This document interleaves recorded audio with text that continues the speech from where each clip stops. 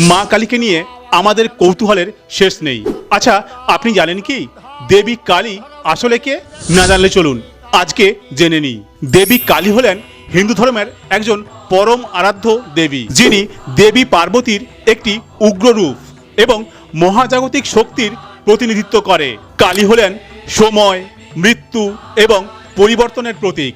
কাল থেকেই তার নাম হয়েছে কালী।